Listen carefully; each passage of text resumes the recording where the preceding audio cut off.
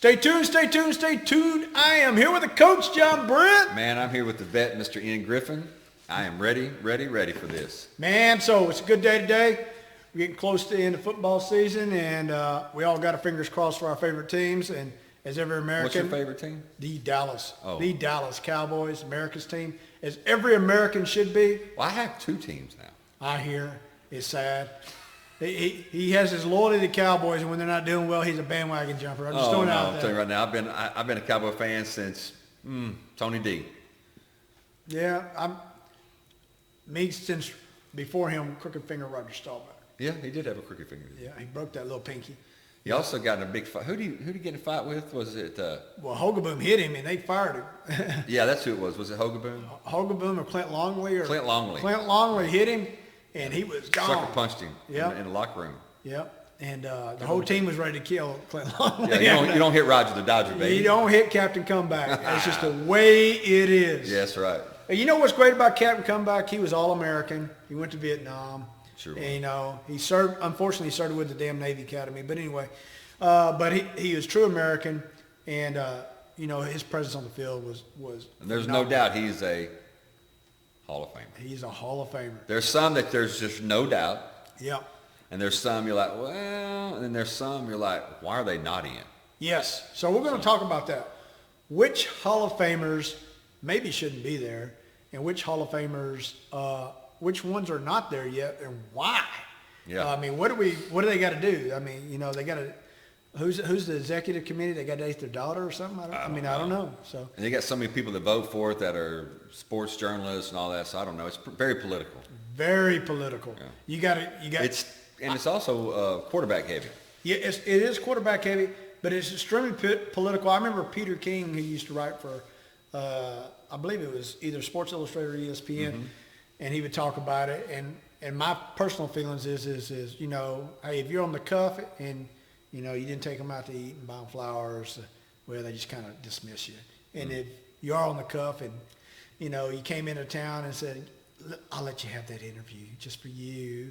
You'll be in, and or you act like Drew Pearson, be mad for a few years, and they just keep him out longer and longer. But he's finally. He is finally in. I've never seen such disappointment in someone as 2 years ago when they announced it, and he was live. He about broke my heart. 88 should have been here a long time ago, and 88 from the Dallas Cowboys. Because to be honest, when you think of the number 88, there's no other person you think of than Drew Pearson first. That's the first one. And so it's just the way it is. So moving along, we got a few snubs, and some of them are shocking for me, at least. I mean, what was probably the biggest shocker for you, Coach? Probably the biggest shock for me was either, I would say Torrey Holt, which I thought, my gosh, he's got to already be in, or maybe Jim Marshall. I mean, we think about him as running the ball the wrong way that one play, but He's not in there? No, and he was dominant.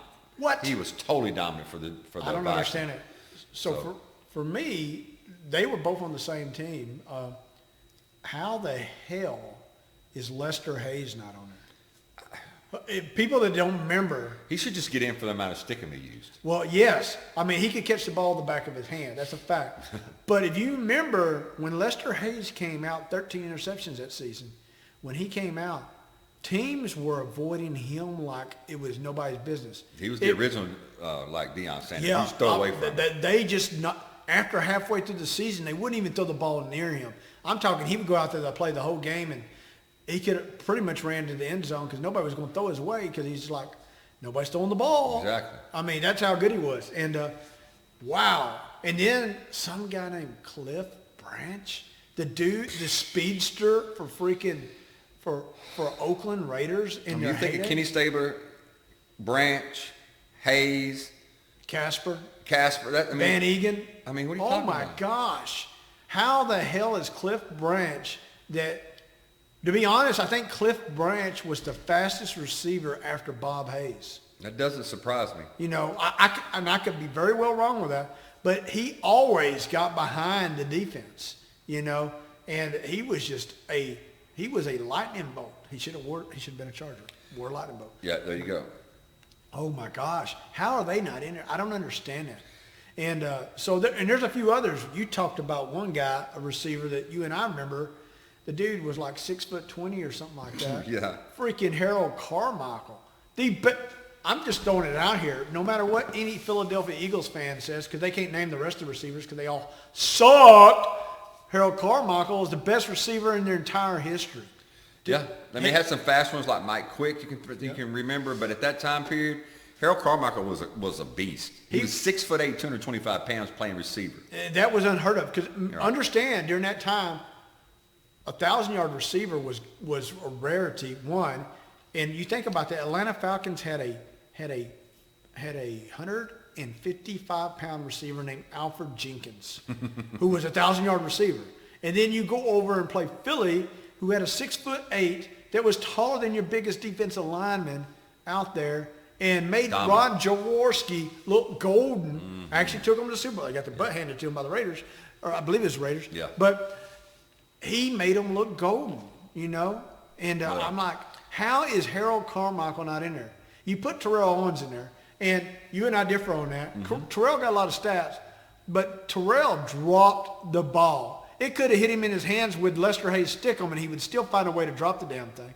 One, and then he was also a cancer. You know, that was the second thing. If you get him in there, how the hell do you not get Harold Carmichael in there? Because Harold Carmichael would catch passes around Terrell Owens and go. How many defensive people have we had as MVP of Super Bowls? There's only been like a couple. One of them was a tandem for the Dallas Cowboys, Randy White and Chuck Howley. Chuck Howley is not in the Pro Football Hall. How the hell is that? The first defensive player to dominate for a number of years at that position in that time period when it was linebacker heavy. And he's an MVP, co-MVP of a Super Bowl. I don't understand it. What more of a resume do you need? There's another one on the Cowboys is Charlie Waters. I don't understand. You know, first you had Cliff Harris who just made it Captain Crunch, but Charlie Waters was a force to be reckoned with. He was fast. He was fast, and there's a documentary regarding Charlie Waters where they moved him, Tom Landry moved him to cornerback, and he said, I got burnt left and right playing cornerback. And Tom Landry came in and he said, this is the deal, guys. He said, if I had 22 people that had the heart that Charlie Waters had, we would never lose a single game because he would play where I tell him to, he would do what I tell him to do, and he would give it all he had. He broke his leg blocking a punt one time, Charlie Waters did. And I mean, he was just all over. And he was a force to be reckoned with. People had to plan for Charlie Waters, just like they had to plan for Harold Carmichael, just like they had to plan for Chuck Hawley, and you had to plan for Lester Hayes and Cliff Branch. I don't understand how they're not in there. And it just scratches my head regarding that. I hope I remember this correctly, but remember when Peyton Manning was with the Colts? Yep. They had, who was the receivers? Reggie Wayne, who is not in there. And Marvin Harrison. Harrison is in. Yep. But Reggie Wayne and Edgerrin James are not in. How is that? And I don't know. I mean, we have to somehow figure out what is a standard. But like I said, it's very political. Now, it's not as political as a Major League Baseball. That's ridiculous. They don't even want to vote you in first year, no matter if you're Ken Griffey Jr., it seems like. You can be Nolan Ryan. Yeah. We're going to yawn on you. You only got 7 no-hitters. Nobody will ever meet that. But there's a lot of players that should be in. Now, I do say this. I do like the way the NFL still is considered kind of the hallowed hall, where you got to really do some great things. It's not like the Rock and Roll Hall of Fame when you can a couple of rap songs and you're in. Yeah. But going forward, is that going to change kind of with the times of all these other things? The Rock and Roll Hall of Fame and even the NBA has changed, where it's a little bit easier, because there are some players that we've had discussion about recently that I think, well, could they be Hall of Famers? Like some people said, well, if Matthew Stafford is and Tony Romo is, or if Tony Romo is, this guy is, what is going to be the standard? Well, so there's one thing that I believe is I don't think stats should get you in. That's how T.O. got in. Because he sure didn't get in for any other freaking reason. Come on, man. He didn't get in for any other reason unless he got in because he did those sit-ups on the parking lot that day. I mean, he was still working out, though. Yeah, he was working out. And but all those drop balls, I mean, there should be you notice we don't keep a stat on that. So anyway, but I don't think stats should be the sole reason you get in. I think that stats should be maybe parts of it, but it shouldn't be the sole reason. I think the stats should help perpetuate you. But I think about this. He probably will never get in the Pro Football Hall of Fame, but he's a great example I can use. And there's another one. But Bill Bates, the ultimate team player. Steve Tasker, the ultimate team player is Steve Tasker. But those guys to me seem like a Ring of Honor guy. Yeah. Bill Bates does. Like he's a agree. cowboy guy. But Steve Tasker, everybody knows that he is the ultimate team player. Kind of like how Charlie Waters would. Yeah. You know, he is the ultimate team player. I kind of think that they should get it before because we hit this generation of explosive stats. So how do you compare those stats compared to the 80s? Well, exactly. I mean, you think about this when Troy Aikman played, and he's in the Hall of Fame, of course, but Troy Aikman would have 2 or 3 games a season that he would throw 300 yards. Mm-hmm. Now, if you're a quarterback in the NFL and you don't throw 300 yards every game, you're not even. Well, I do think there's two different. You're not even considered Sure. anything successful because he had 2 games, he didn't throw 300 yards. Well, we've opened it up. We allow the quarterback not to get hit. We have pass interference on freaking everything now. I think there's 3 categories that they kind of look at, and I've thought about this. I'm talking about with quarterbacks. Yep. Super Bowl wins. Yep. If you're more than one Super Bowl win, you're pretty much in. So is Eli in? Eli's in. Eli's Okay. in. The second is stats, like you said. Dan Marino type stats. We're never going to win a Super Bowl, but he is just stat. And the third is the best of a generation. Yeah. Maybe you're not Joe Montana. Maybe you're not. Look how long it took Danny Don to get in, right? Yep. It took a while. But the best of a generation is always going to kind of get in. Maybe not the best of all time, but if they say there's the 70s and the best of the 70s, So best of the 80s. Let's take 2 best of the- quarterbacks. Okay. One of them's in and one of them's not. And one of them's Joe Namath. To be honest, Joe Namath had that 1 year. He was a subpar quarterback other than that. He went to the Rams. Yeah. He was not a great quarterback. He had that 1 year that he made the promise. Now, during the time he got picked to the NFL Hall of Fame, during that time, I think we were looking for characters. Yeah. I think that's what we was looking for, was characters. But in any standard today, he would be ranked, if you take the NFL right now, he would be ranked 20 to 25 out of 32 team quarterbacks. That's pretty sad. And then now take somebody who's not in there, but probably will get in there, is Eli Manning. Yeah. Other than his 2 years, Eli Manning was an interception machine at times too. But the 2 years that he had a great defense, Brett Favre had 1 year, that he was great, that he walked all the way. I consider him 100% Hall of Famer.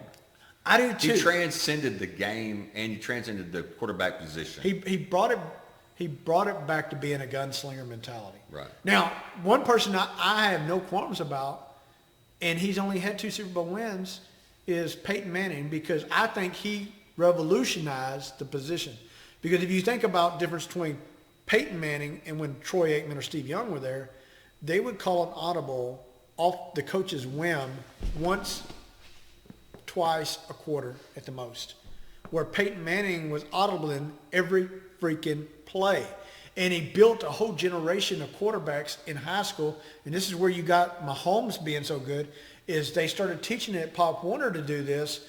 That they started seeing like a field general on the field.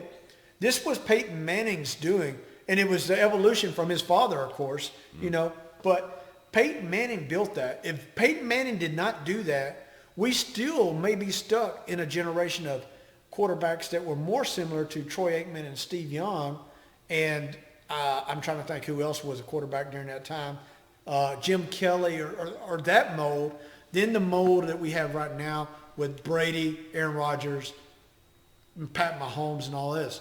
I said this about 8 years ago. I can't wait till we see them when they're in kindergarten become to the NFL, that they've been doing this whole time, where Peyton was probably the only one doing it the whole time, and everybody else was learning from him. Yeah. So to me, that was not just generational. He changed the entire game. And there's always 2 kinds of players, in not just NFL, but even your high school. There's some that are hard workers that get more out of their bodies, and they're not real talented, and they become very successful, and that kind of person gets in the Hall of Fame. And there's the other kind that has I mean, Deion Sanders had the speed, Yeah. the skill, the hand-eye. He had what it took, but he worked his butt off too. Yeah. But there's two different levels of people that become athletes. Ones that are born with the God-given talent, and some that just work real hard. I love seeing that kind of mentality, like a Kurt Warner. Mm-hmm. Kurt Warner is now in the Hall of Fame. Yeah. Kurt Warner was bagging groceries. Yeah. That movie's coming out December 25th. Yep, on about Christmas. him.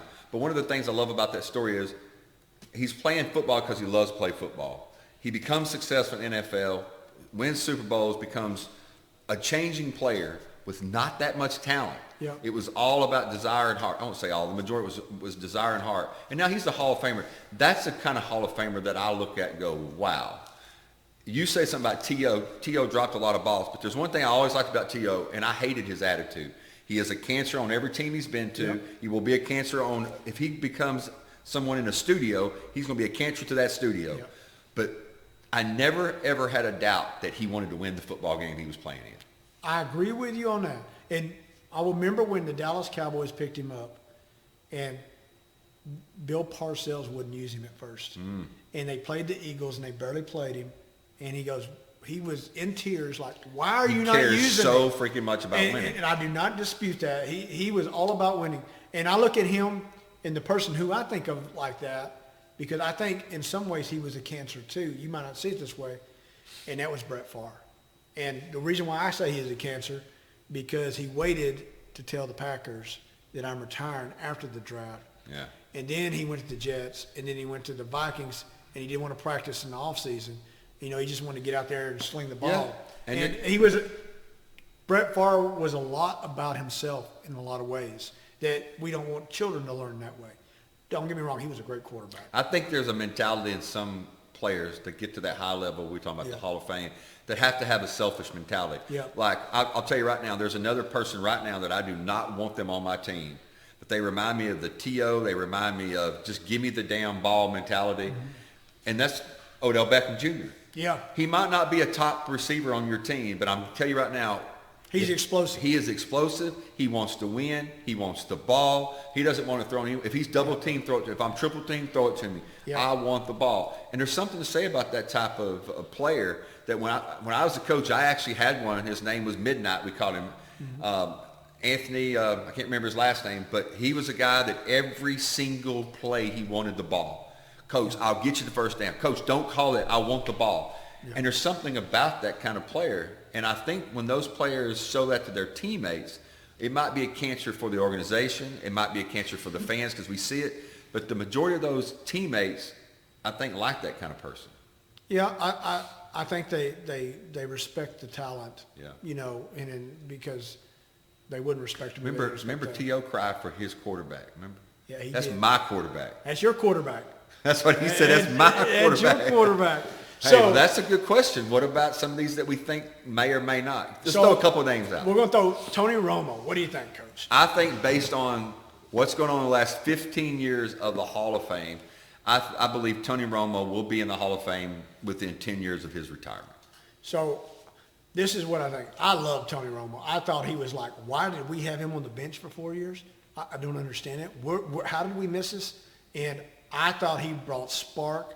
He also brought turnovers a lot. And but I also think that his story, if nothing else, Should that matter? that story needs to be in the Hall of Fame. For 40 years from now, kids need to know that a undrafted quarterback can do what he did. Right. That needs to be told. Now I need to clarify that for you. I think Tony Romo will get in, but do I think Tony Romo should be in based on the 70s and 80s and 90s, the way that the Hall used to keep these high-level people up there? No, I don't. But I think now, like I prefaced it with, the way the Hall has been going the last 15 years, I believe he will be in. I think I would like to see him in, but I don't think he deserves to be in until he gets in as an announcer. That's just me. That is me. Yeah. Because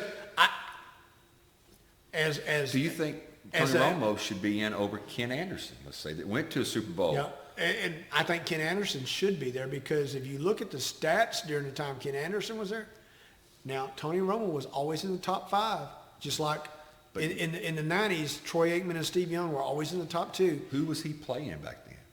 In his division was the Steelers. Yep. What they were winning Super Bowls at that time. Yep. And just stopped. Yep. Who else was in there? Bernie Kosar and the Browns. Yep. Who else is in that division? Well, no, at that time it was Brian Sight. Brian Sight, the cardiac absolutely. kid. Exactly. Who was really good with the Pruitt brothers as running backs. You know, that was a really tough division. And then I believe it was the Colts back then. Absolutely. You know, and the Colts they didn't have anything then. But, No, but the AFC at that time, you had the Raiders. yeah, and you had the Steelers. Or you didn't have anybody. No, I believe you had some other teams that were good. The Browns were there at the end of times. Kansas Yeah. City was there once or twice. But they were playing high-level people. Yeah. And he did it for a number of years. I remember that Ken Anderson was the guy. So think about this with Ken Anderson, who had stats that were in the top tier during that time and took them to the Super Bowl. Name a receiver for Ken Anderson. I don't even know. I don't know if Chris Collinsworth made that team yet or not. He might not have, because he did play in the end of it because then he came up with Esiason. But I don't know if he played. He may or may not. Somebody let us know. Yeah. But if he didn't, I could not name a receiver on that team for Ken Anderson. To me, that's the biggest compliment you can get. Is that right there? Is if you can't name the receiver, and if you can, it would only be Chris Collinsworth. Is the only one I could name. I could not name a receiver off that team. Now, and I will have to throw a couple of names out there that I think will get in. Mm-hmm. I think that are playing right now. I mean, of course, Brady will be in. Rodgers will be in. I said a name the other day that I think if he continues doing what he's doing because he's done it for a significant amount of time, with the way the new not rules, but the way that it's going with I think Matt Stafford will get in. I don't think he will.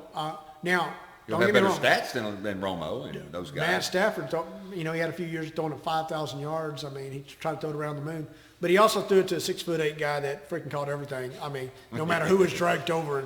And so did Ron Jaworski. Yeah, so who knows on that? I just saw him. So anyway, Real quick, but go what ahead. I'm going to say is Adam Vinatieri should be in there. Oh, there's no doubt he'll get in. I mean, He'll get in. let's face the facts. Tom Brady wouldn't have his first 5 Super Bowls if it wasn't for Adam Vinatieri. Yeah, there's no doubt he's in. Yeah. And not only that, but with the Colts, he's in. To me, Yeah. he's in. Let's think a few of the Cowboys that are playing now that we think has a chance. Okay, let's just start at the top. Okay. Dak Prescott, with the way he's played so far, probably not. At the tail end of the season, it deteriorated. Yep, I don't know. And I also think, like we said earlier, you have to have championships or big-time stats for a number of years, so it's a little early. What about Zeke? No. No. He won't. Amari Cooper? I think Zeke will be a thing that's over with in 3 years. Amari Cooper is different. I think Amari Cooper has established himself as the premier route runner in the NFL. He's one of the, you can always say that Amari Cooper will be in the top 10 in the league. But I cannot name a person that runs a crisper route than him. Remember Lynn Swan? Yeah. Who was his sidekick? John Stallworth. John Stallworth's not in the Hall. Yep. But So- I think Amari Cooper, that will Could carry be. him through the rest of his career. And he's young still. I'm trying to think of any older ones that we have. Not really any. D-Law will not make it. No, and we can always say right now Micah Parsons or Diggs. I mean, that's year one. That's too early. That's like saying Mahomes' first year. Now you look at him 4 or 5 years. If he continues just doing what he's doing, Yeah, as long as you don't get hurt. as long as he don't get hurt, there's a Hall guy there. Well, and there's a consideration, and people don't remember this, and I don't mean to detract from the Cowboys, but Sterling Sharp, when he hurt his neck, and Yes. people forget that, was way better than Shannon Sharp could ever be. And they both admit it. And Sterling Sharp was the premier receiver during the time he was there. Yeah. Jerry Rice was behind him and Michael Irvin. But Sterling Sharp had the top stats, top receptions, top yardage for like 4 or 5 years in a row, and then he got hurt. And actually, that's when Brett Favre had to – actually, one was after Sterling Sharp got hurt, he had to start learning to throw to everybody else. Yeah. So I mean, back away from the Cowboys, I think that's all they have right now. But there's some of the ones that I can just throw in, and I want you to try to think of a couple that for sure, like Brady, Gronkowski, Kelsey. I mean, I think these guys are just shoe-ins. DeMarcus Ware. DeMarcus Ware will probably be Will be a Cowboy. shoe-in. You think he'll go in as a Cowboy? No, Or a Bronco? I don't know because he got a Super Bowl with the Broncos. Maybe he'll go in as a I don't know. Cal Bronco. I don't know. I don't know. I don't know. Brady's definitely. I mean, if you don't put him in there, the Hall of Fame. Russell Wilson.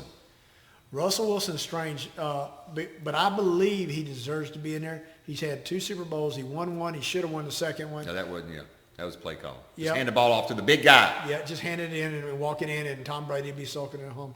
But they didn't. But he has been competitive with that team even when they don't have shit. Phillip Rivers in for sure. Phillip, no, I don't say that. I will say with Phillip Rivers, I look at these two together. If Tony Romo gets in, Phillip Rivers gets in, unless Tony Romo gets in by announcing. I think Tony Romo gets in by the players voting after the 4 or 5 years where they have to. But I think Phillip Rivers will get in year 1. I don't think he will unless I think they will go in like either the same year or a year apart. But they are so similar in a lot of ways. Now, it didn't hurt Montana when he went for Chiefs for a couple of years. Do you think it hurt Rivers going to the Colts? I think it actually helped him out because he made the Colts relevant again. He did. He made them better. And I think that actually strengthened his case. Yeah. And but the Sterling Sharp, I like that because the Hall of Fame hasn't been great on people who have shortened careers. Mm-hmm. But if you think about one of the most explosive players to ever play is Gale Sayers. Yeah. And he's in there, rightfully so. And I think Sterling Sharp should be in there. Or one that I don't want to forget that I just thought it was a beast, dominant for a number of years, was a number 1 draft pick overall, Tony Baselli. Yeah. He's not in the Hall. And I'm telling you right now, you can't find a better offensive lineman for the numbers of years. I don't understand it. I don't either. And so, there's just, like we said, there's politics. There's the way people look at it. There's stats. Were they talented? Did they live up to their height? There's so many things in the NFL. Yeah, I think Tony Romo and Phillip Rivers might have to take a couple of those. Coin? He might have to take a couple of those journalists out to eat. I'll tell you right now, I'm going to say it for my Cowboy fans. Allen, Jerry, Craig, Dak, Quincy Carter. Bang. No, they're not the same. About the same. They're not the same. I actually think Dak is about the same as Tony Romo. Not yet. He's got one more playoff victory than Tony Romo. Yeah. But so does Joe Flacco. So Joe Flacco won the Super Bowl. Right, but you think but he's better won than the Tony Super Romo Bowl. overall? That's the question. Hey, should Joe Flacco be in there? Well, Trent Dilfer. Just because you get the one Super Bowl. Now, Flacco did have a number of years. Dilfer had a couple good years, but Flacco, I don't think so, but I could see him a whole lot more than some of the others that we've probably talked about. Could Flacco be in before Romo? Should be, probably. I mean, I don't think the Super Bowl victory should be the shoe-in because otherwise we give what's the dude from Philadelphia? Did they put a shrine for? Goff? Yeah, not Goff. Wentz? No, not Wentz, but Cobb. Who? God. Oh, KOLB. Yeah, KOLB. Yeah, that's what. Yeah. I mean, he should. Speaking of that, totally off the subject, and I hate to say it on this thing, but my gosh, has Jared Goff gone down? Oh yeah.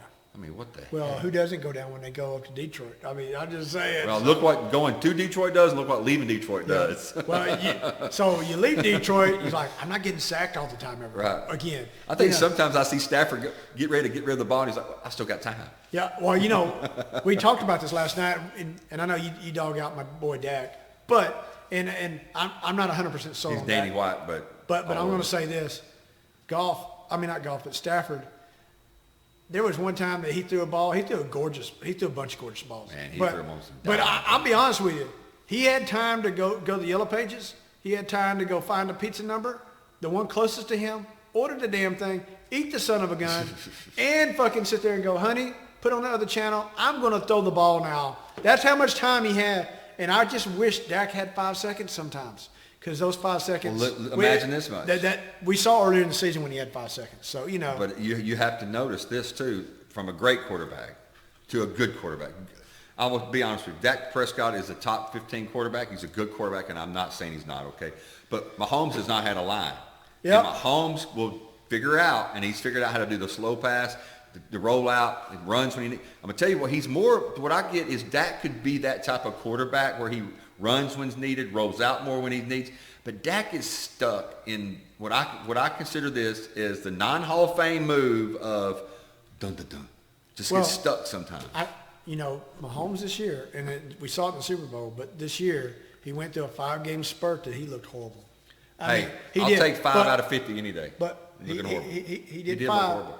And right now we went through a 6-game stint that we're like, what's going on? And I think there's a couple of differences because there's not one thing that's Because if it was one thing, they would have solved it.